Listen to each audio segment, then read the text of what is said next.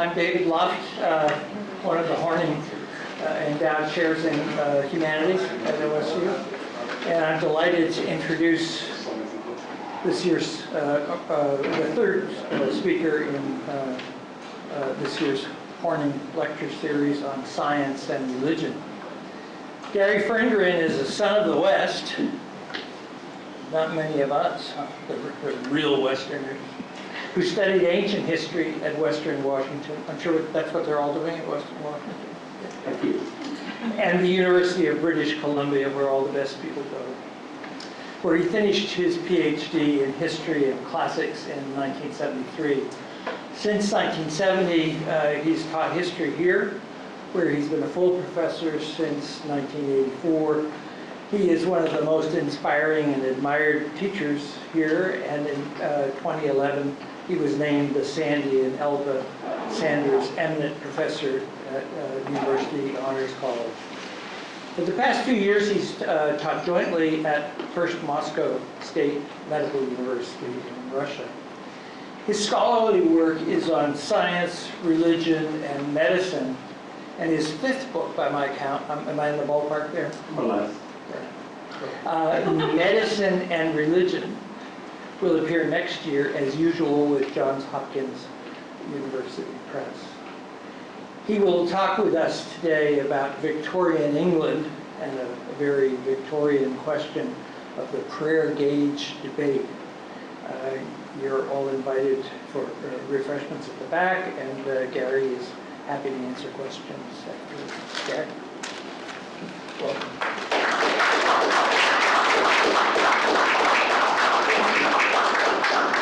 Thank you, David.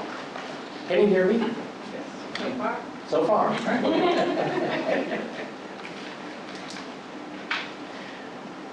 I have to make it clear, first of all, that I'm not a Victorian scholar. Actually, my field is ancient history.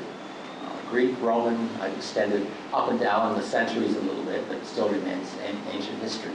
But I've had a long-standing interest in the Victorian period, and as I'm going to say, it's full of controversies, and I'm going to talk about one of them today. My lecture is one that continues the theme that David Luft planned for the Horning Lectures of this year, and it focuses on a controversy that took place in England in the 1870s and is popularly known as the prayer gauge debate.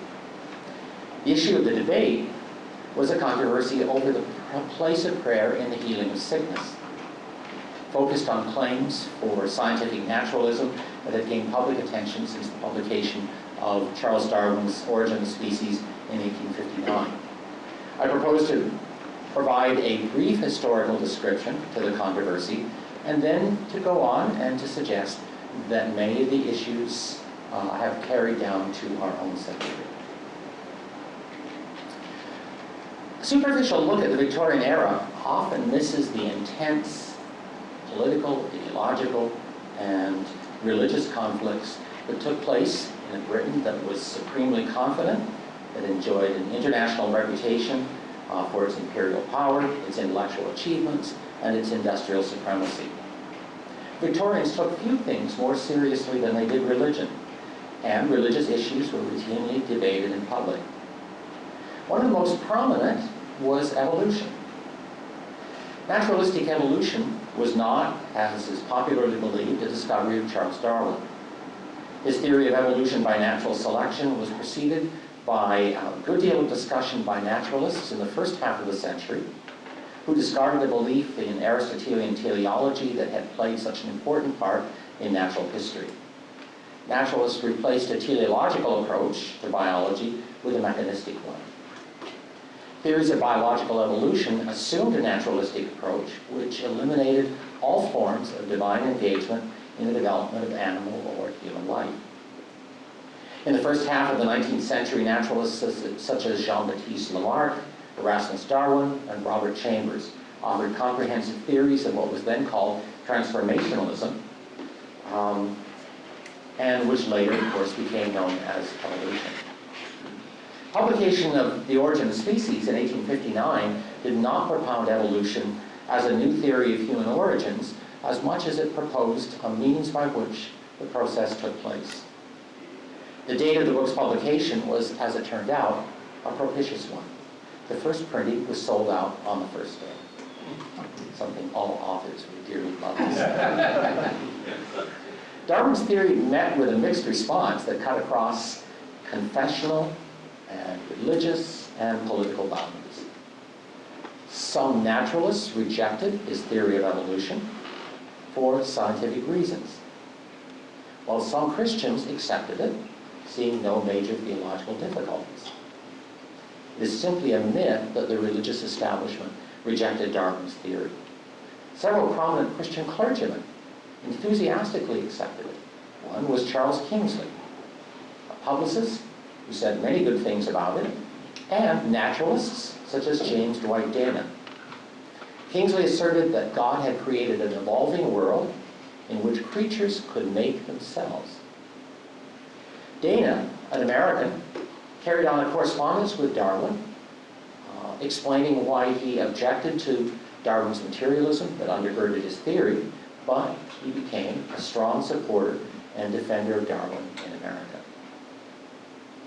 Although many Christians accepted evolution, usually in some form of theistic evolution, by which they meant an evolutionary process that was guided by God, the opposition to Darwin's theory that arose in some religious circles encouraged a polarizing view, a public image of evolution as the chief background in the conflict between science and religion. No event was more famous in this regard than the debate between Thomas Huxley and Bishop Samuel Wilberforce in the June 1860 meeting of the British Association that took place in Oxford. Though the conventional description of Huxley slaying Wilberforce by strength of his rhetoric is probably apocryphal. It became a highly politicized debate. There are many versions of it. The canonical one is probably the least true. But by the end of the 19th century, some form of evolution had come to be accepted by most members of the scientific community, resulting in an evolutionary world picture that was to characterize science in the 20th century. Naturalistic theories of evolution had initially entered Britain from Enlightenment France in the 18th century. A second strain that owed its origins to the Enlightenment was biblical criticism, which began in France, flourished in Germany in the 18th century. It was based on critical historical assumptions regarding the sacred texts that were derived from secular sources. Christians had always held the Bible to be the product of God's revelation to humankind, written by apostles and prophets under the influence of divine inspiration.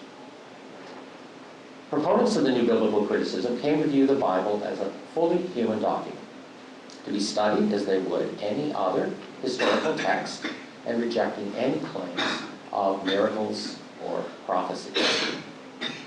The new critics, the higher critics as they became called, assumed evolutionary theories of the origin and development of religion and accepted it as a natural phenomenon. And this was, by the way, more than a generation before the publication of Darwin's Origins. Religious consciousness, as depicted in the Old and New Testaments, they asserted was culturally conditioned and reflected the limitations of the time and place in which they were written.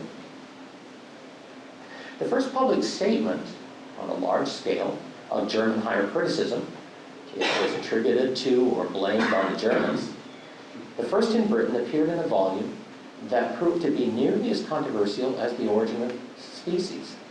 It was Essays and Reviews, composite volume, several very distinguished authors, published in 1860, only 7 months after The Origin of Species. Essays by leading classical and biblical scholars at Oxford, who held to views that had become already widely accepted in academic circles in Germany, but were then espoused in Britain by only a few specialists, mostly in theological colleges, some of whom had adopted their views when they studied at German universities. They reflected non-supernaturalist and critical opinions that were fully compatible with the new views that were being espoused already in geology and biology. An essay by Baden-Powell, who was civilian professor of geometry at Oxford, addressed the question of whether belief in miracles was credible. His answer was no. Powell argued that the inductive principle was the basis of science, that it demonstrated the uniformity of nature, and that it left no gaps which needed to be filled by miracles. He argued that the biblical narratives of miracles were, and I quote, records written in the characters of a long past epoch, which are left to be deciphered by the advancement of learning and science, by which he meant modern critical and secular scholarship. Even more controversial than Baden-Powell's essay was that of Benjamin Jowett, Regius Professor of Greek at Oxford, known for his very famous but not necessarily accurate translations of Plato's dialogues, and who was to become later in his career the celebrated master of Balliol College. In his chapter, which he entitled On the Interpretation of Scripture, Jowett advocated a secular hermeneutic that interpreted the Bible like any other book, without any claims to divine inspiration. In fact, like any other book, became a kind of watchword, which he repeated many times. Darwinian evolution and higher criticism, as it came to be called, meaning criticism that deals not with text, but with questions of authorship and cultural background, went hand in hand in advocating a new approach to religion that claimed to be based on scientific principles. Together, they created a dispute that lasted for the next 3 decades, the last of the 19th century and well into the 20th century, still being fought over in the 1920s. Conservative Protestants rejected their views as incompatible with supernatural Christianity. Others, including mainstream Protestants and theological liberals, incorporated the new ideas into their thinking and attempted to redefine Christianity by retaining only those principles that could be accommodated to a scientific worldview. In the decade that followed the publication of these two unsettling books, the cudgels were taken up in what was to become a celebrated debate by two prominent representatives of religion and science. The protagonists were the theologian and later Regius Professor of Divinity at Oxford, James B. Moseley, and a distinguished physicist and popularizer of science, Dr. John Tyndall, who was Professor of Natural Philosophy at the Royal Institution, and a good friend, by the way, of Thomas Huxley, with whom he had studied glaciers in Switzerland. In his Bampton Lectures of 1865, and the Bamptons were a distinguished set of lectures that were delivered at Oxford in every other year, Moseley asserted in response to the controversial chapter that was published by Powell in Essays and Reviews that the principle of the uniformity of nature did not, in fact, preclude belief in miracles. Because, he said, natural laws were descriptive, not prescriptive. Tyndall argued in a reply to Moseley, which was published a year later, that induction was the very basis of science, that cause and effect was the universal principle that had never been broken. He was a true Baconian in the English mode. He believed that empirical research, observation, and experiment was the means by which science advanced, its theories were tested, and that it left no room for supernatural events, such as miracles. He did offer a sop to Christian belief by suggesting that with the knowledge of science expanding as it was, miracles might someday find an explanation in natural causes.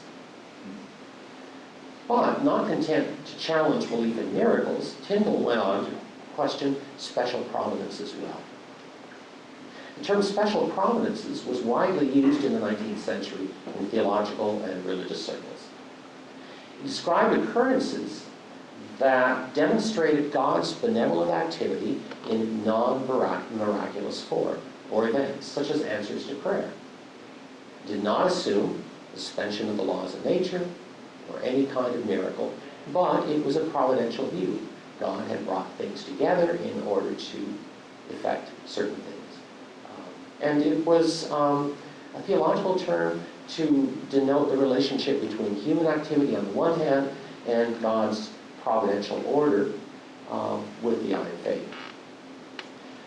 Special providences were viewed by believers as one of the most tangible evidences of God's activity in the lives of those who served Him. Such a view of divine activity doesn't seem to be very challenging to secular belief. Tyndall placed in the same category as miracles and magic and witchcraft, all of which he believed were part of an anachronistic view that simply could not be held any longer by intelligent men and women. Well, the controversy that began with a dispute between Moseley and Tyndall over miracles led also to Tyndall's questioning of the efficacy of petitionary prayer. Petitionary prayer, of course, is asking God for something. Followed a celebrated instance of public prayers which were offered in 1871 when the Crown Prince, Albert Edward, contracted typhoid fever. Many, many famous people in London died of typhoid fever in the mid and late 19th century. Queen Victoria was doubly anxious for her son because she had lost her husband, Prince Consort, 10 years before, in 1861. And she called for prayers to be offered in churches throughout England and Scotland. The Crown Prince recovered, became Edward VIII in 1901, and the Queen asked, you can see her invitation here, the Queen asked for a Thanksgiving service to be held in Westminster Abbey. What was supposed to be a service that brought Englishmen together proved to be somewhat divisive because many eminent scientists refused to attend, and they included, of course, John Tyndall. John Tyndall published an article in the Contemporary Review in July of the following year, that is July 1872, entitled "The Prayer for the Sick Hints Towards a Serious Attempt to Estimate its Value." That is, the value of praying for the sick. In an attack on the practices of offering petitionary prayers for those who were ill, Tyndall proposed a scientific experiment along the lines that had been suggested earlier by Sir Henry Thompson, who was a prominent surgeon and the author of several books on medicine. To test whether prayers for the sick were genuinely efficacious, that is, whether they brought results, Sir Henry had recommended that one hospital be set aside for patients who suffered from diseases whose mortality rates were known. For a period of 3 to 5 years, they would be made the object of special prayers, but administered no medical treatment. They would then be supervised, in a sense, by first-rate physicians and surgeons, who would not give them medical care, but who would examine and gauge their progression, one way or the other. And the mortality rates would then be compared with another group who had been given routine medical treatment. Two groups, one prayed for without medicine, the other, one administered medicine without prayer. Now, the experiment was intended pretty clearly to pit medical science against religion in its ability or inability to secure physical healing. And the proposal became popularly known as the prayer cage. Lots of seats up front, if you'd like one. Lots of seats up front.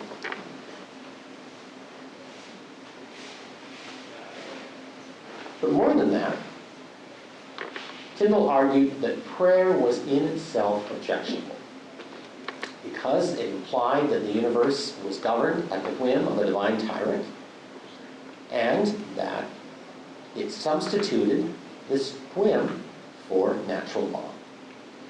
And the issue also involved other issues which were prominent in debates between science and religion in the 19th century, and that is the professionalism of the people who took care of the sick.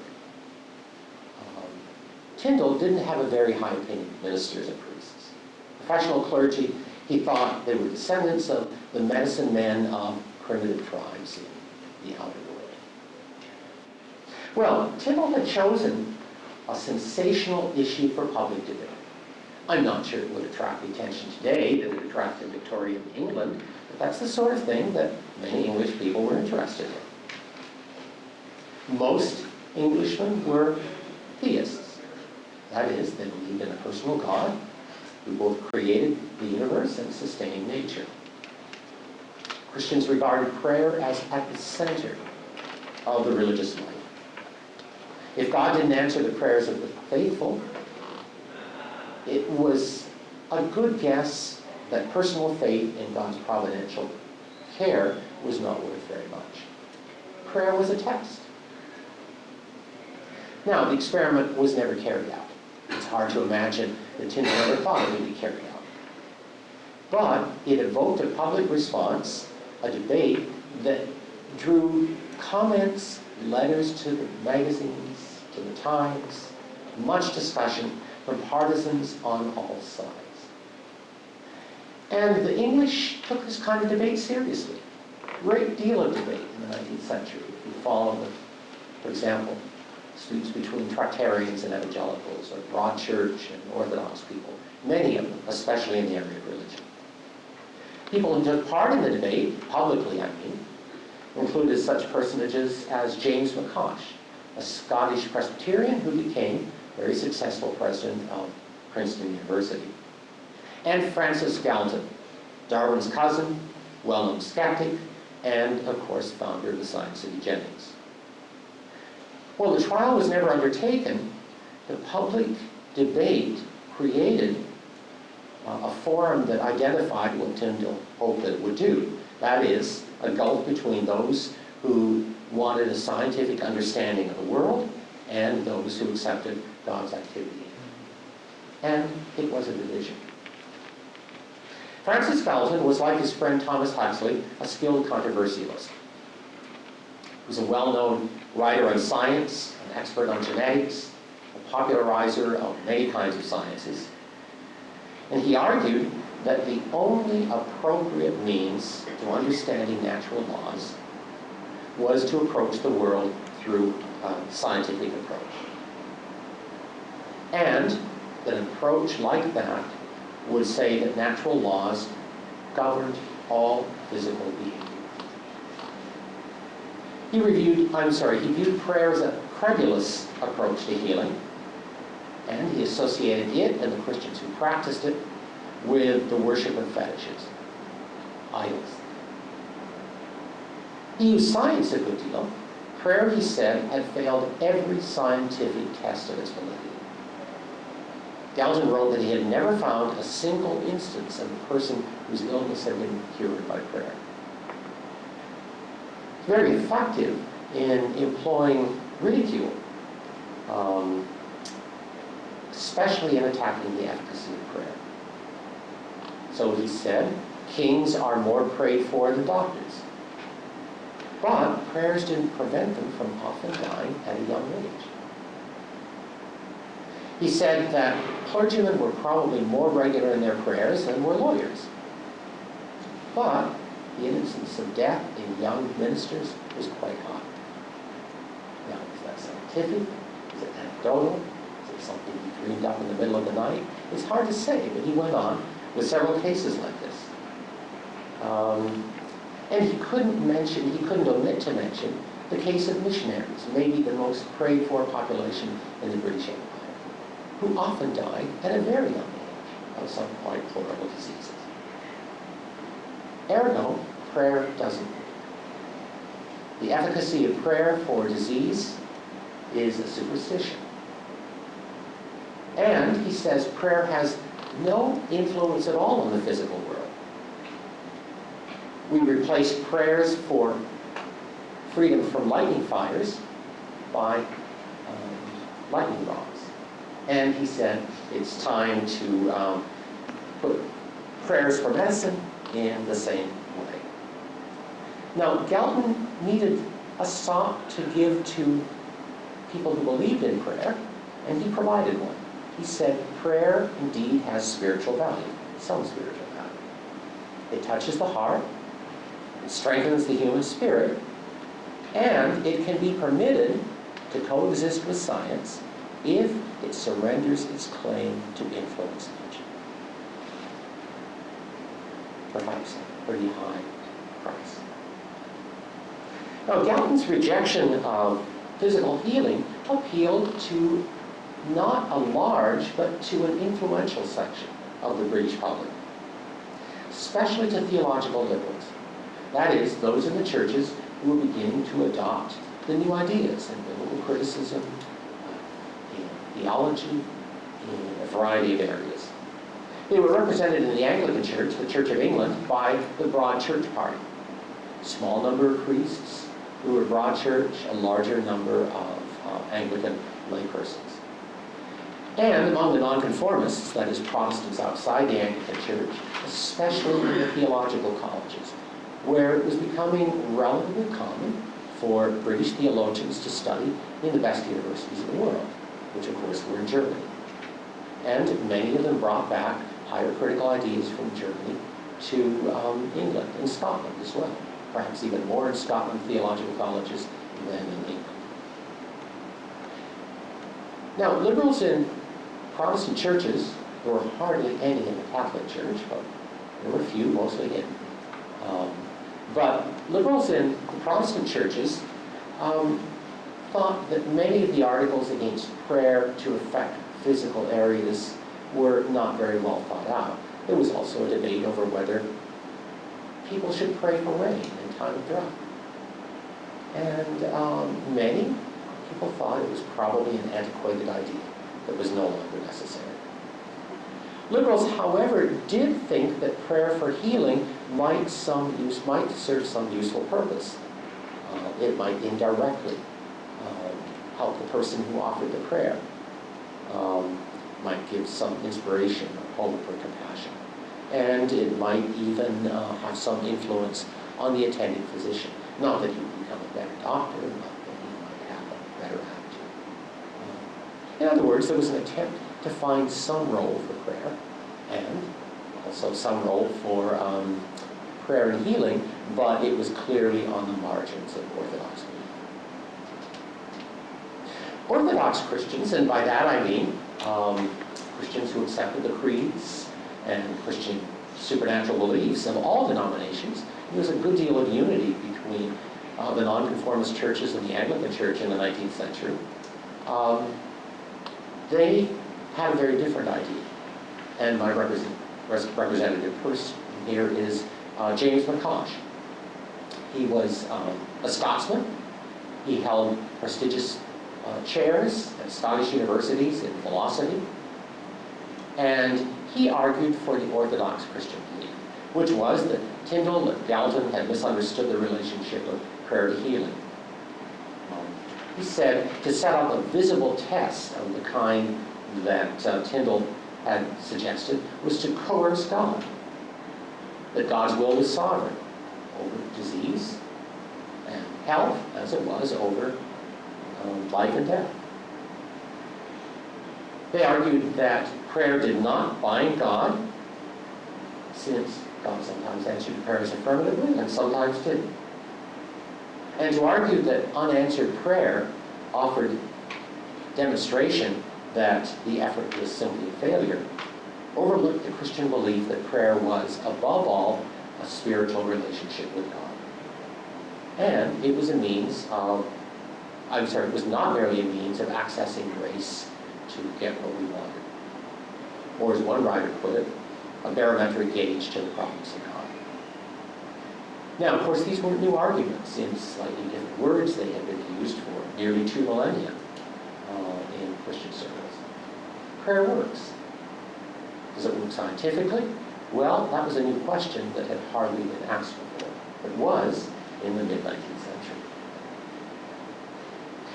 The prayer gauge debate reflected the tension between science and religion that had developed in the late Victorian period, and much of it had to do with the controversies surrounding the origin of species, introduced in 1859, and essays and reviews, which were, I think, almost as controversial as the origin of species.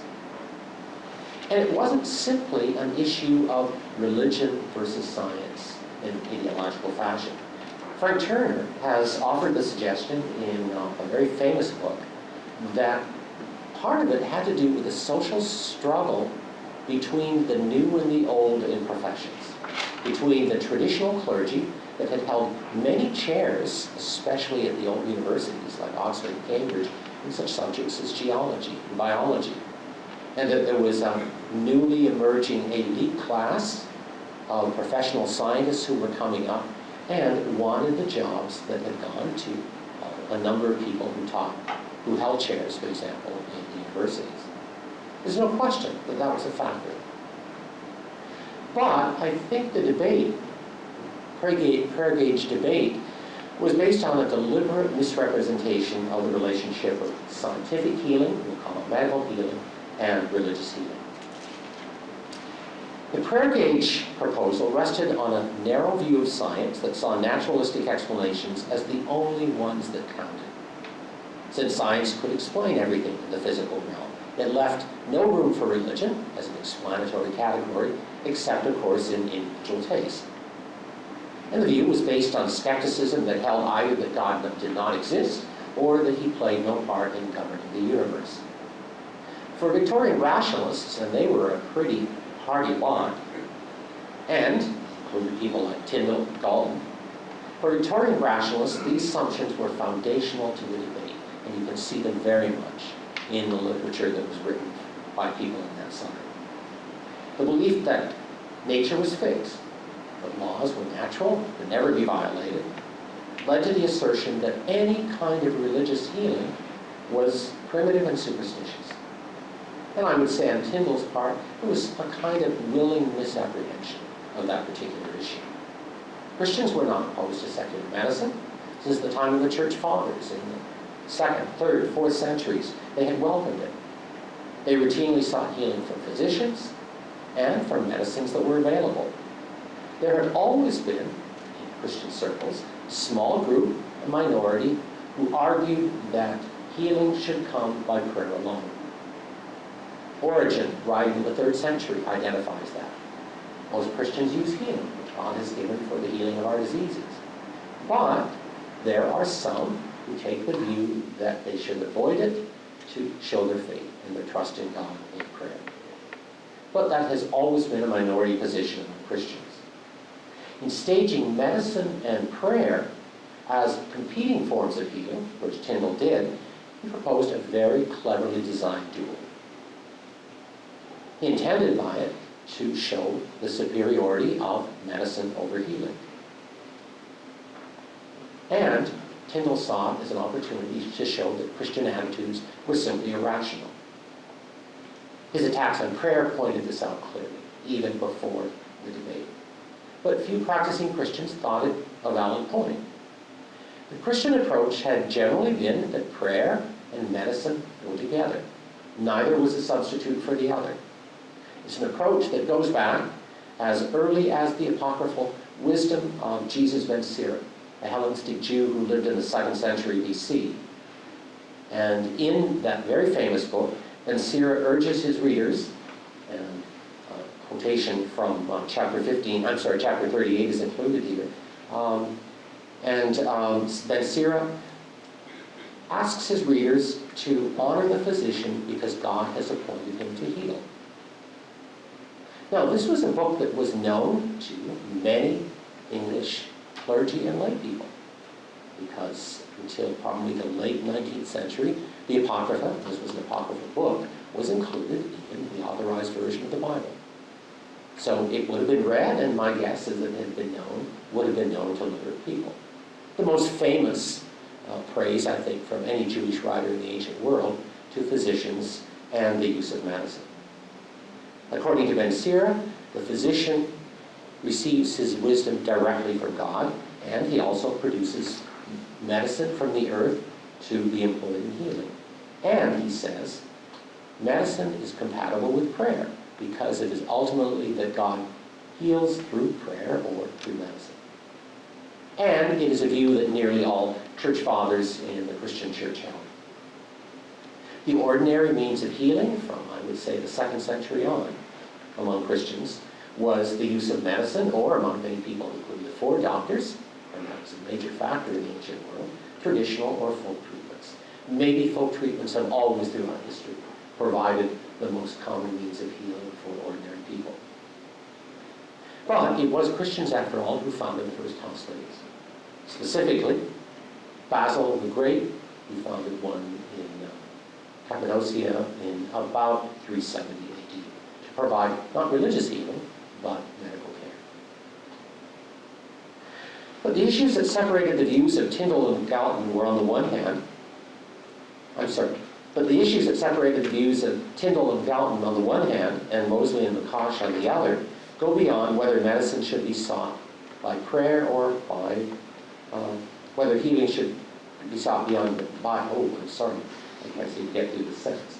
But the issues that separated the views of Tyndall and Galton on the one hand, and Moseley and McCosh on the other, go beyond whether medicine should be sought instead of prayer. And they involve a question that I suppose still concerns some people today. Does prayer have any influence on the world of nature? In an age of science, can we really ascribe healing to prayer? God, said Pascal, instituted prayer in order to lend to his creatures the dignity of causality. A much quoted phrase. How can humans pretend to exercise any degree of causality over nature? In a deterministic world, that would not be possible. But of course, we don't, I think, any longer view the universe in the mechanical way that the Victorians did. Cause and effect no longer have the deterministic hold over events that they did in the 19th century. And Christians, after all, are theists, not deists. They believe that whatever patterns obtain in the universe that we ascribe to natural law are sustained by a personal God, not one who is detached from his created order like an absentee landlord.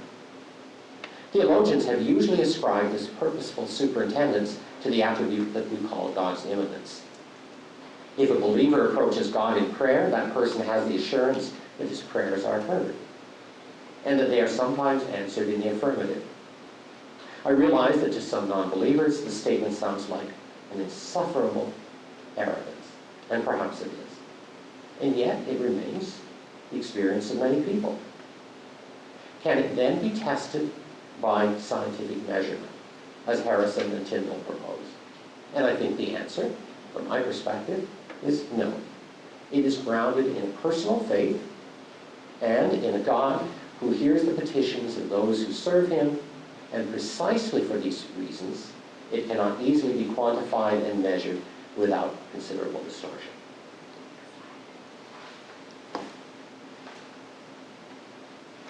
And another slide. No, let's stop there. I'm not quite there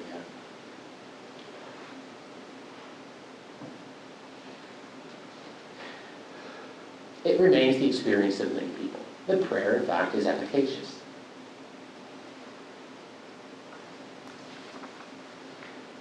Nevertheless, it has been the experience of many believers that on some occasions, which can never be programmed and never be predetermined, God does answer in response to their prayers.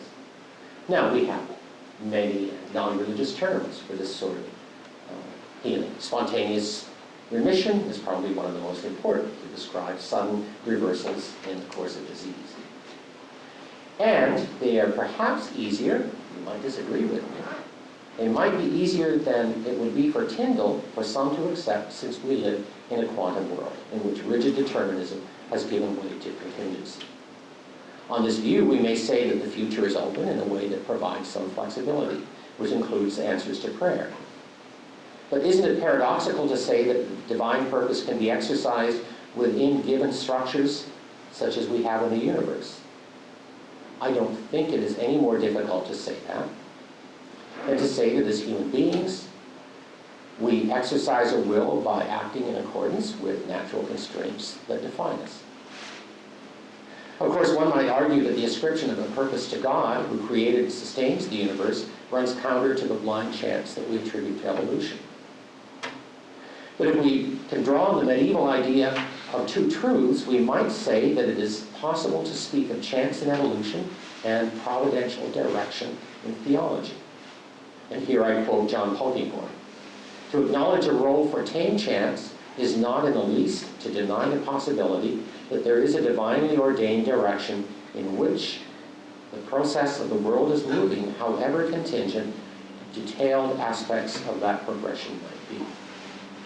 Tyndall is a quantum physicist, by the way, so he finds it relatively easy to say that. Is then the universe friendly to humans? Or must we say with Richard Dawkins that living organisms exist for the benefit of the DNA rather than the other way around? The religious believer sees the universe not as wholly material or impersonal or amoral or hostile. If a personal God exists, one who cares for his creation, then prayer is the natural and intuitive response of humans who desire fellowship with him. And in Polkinghorne's words, the scientifically discerned process of the world is sufficiently flexible to permit both God and us to work in it. The both and of which Polkinghorne speaks, I believe, is observed in the fact of prayer. Well, in the late 19th century, the religious world began to be challenged by the discovery that the mind had the ability to affect the healing of the body. That discovery led, in turn, to a new interest in spiritualism and in psychic research by a number of leading scientists and philosophers, such as William James and Alfred Russel Wallace, the latter being the co-discoverer of evolution, along with Darwin. Well, these views did not necessarily lead to a belief in God. They helped to bridge the gaps between the two sides in the debate. At the end of the century, a conflict between a scientific understanding of the world and a belief in spiritual activity no longer seemed as clear-cut as it did in the 1870s. And research into mysticism and psychic research seemed to offer promise for finding connections between the spiritual and material worlds. But what no contemporary observer in the 1870s could have foreseen was the rise of the faith healing movement in the latter part of the 19th century, and specifically the generation that followed. With rationalistic attacks on orthodox theology very much a part of the late 19th century intellectual climate, both in Europe and America, some Christians desired a more vivid manifestation of supernatural Christianity than they could find either in liberal Protestantism or conventional Protestantism. At the turn of this 20th century, a new movement, Pentecostalism, arose that offered just such assurance. Rooted in the healing movements that came out of the 19th century, especially holiness and Methodist traditions, it went beyond them in claiming that Christians should seek divine healing instead of medical assistance for their health problems. The movement originated, we can date it, in 1901 with Charles Fox Parham, a faith healer from Kansas. His teachings were carried to Los Angeles by an African-American holiness minister, William J. Seymour, where they led to the celebrated Azusa Street Revival in 1906, which is widely regarded as the beginning of Pentecostalism in America.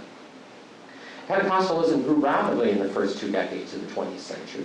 Its distinctive doctrines were the baptism of the Holy Spirit, which it claimed was accompanied by a manifestation of miraculous healing and glossolalia, the latter being spontaneously speaking in languages that weren't one's own. The movement spread to Northern Europe, including Scandinavian countries, Britain, Germany, before World War I. From Europe, it was carried to India, and from America to Latin America, where it experienced explosive growth after the end of World War II. By the end of the 20th century, Pentecostalism in all its many forms, and there are many of them, had become one of the largest Christian movements in Latin America. It also attracted many adherents among African Americans as well, who organized their own Pentecostal denominations in an era that was characterized by separate African American denominations, and many of them still exist, large, vigorous, and flourishing. I'm almost finished, so if you hold on for 5 minutes, you'll have the end. I've discussed the prayer gauge debate as an example of the conflict of religion and science. The idea that conflict is inevitable has gained support by the claims of the new atheists, who have seized the mantle of being vigorous supporters of science. Hence, it is not surprising that one frequently sees articles such as a piece by Lawrence Krauss, which recently appeared in the New Yorker, actually on 8 September 2015, discovered it quite by chance. It's entitled, All Scientists Should Be Militant Atheists. In his article, Krauss asserts, and I quote, "the fact that science is an atheistic enterprise." He says that without fear of contradiction, and he cites as his one expert opinion the atheist biologist J.B.S. Haldane, who was an authority in the 30s and 40s. The electors of the first professor of public understanding of science at Oxford University may have held the same view as Krauss when they elected Richard Dawkins to that chair. As John Henry observes, things would probably have been different in an earlier age, when the likes of Isaac Newton, or Michael Faraday, or James Clerk Maxwell, all of whom were practicing scientists and Christians, would likely have been elected. But then, as Ronald Numbers, who more than any other American historian of science has attempted to demonstrate the alleged inevitable conflict of science and religion as a myth, has observed recently, the conflict of science and religion is an idea that will not go away. I think he doesn't believe that it's a true idea, but it's one that seems very persistent. Well, you've been a very patient audience, and let me conclude. An imaginative gulf separates the medical world of previous historical ages from the modern world of advanced technology and sophisticated medicine. This gulf has a tendency to render us unconsciously patronizing toward earlier cultures, who have struggled with the same problems that confront us in our own medical crises. How to alleviate or learn to live with our own pain and suffering. How to account for our illnesses by placing them in a meaningful context or in a broader framework that ultimately depends on non-medical categories for understanding. And how to respond to the suffering of those around us. Earlier societies than ours faced similar issues, and they responded in surprisingly similar ways. The responses more often than not involved religious answers to many of the questions they asked as they sought understanding and meaning. Religion often gives answers that go beyond the realm of reason and logic, which are necessary but insufficient components of our self-awareness. The heart has its reasons, writes Pascal, of which reason knows nothing. To consider prayer, religious ritual, and vows a primitive approach to health and medicine is to be both presentist and, I would argue, unhistorical. The history of the intersection of religion and medicine does not provide us with ready-made solutions to our contemporary problems, but it does provide a broader context than do our more exclusively scientific categories for understanding the complexity of illness and suffering.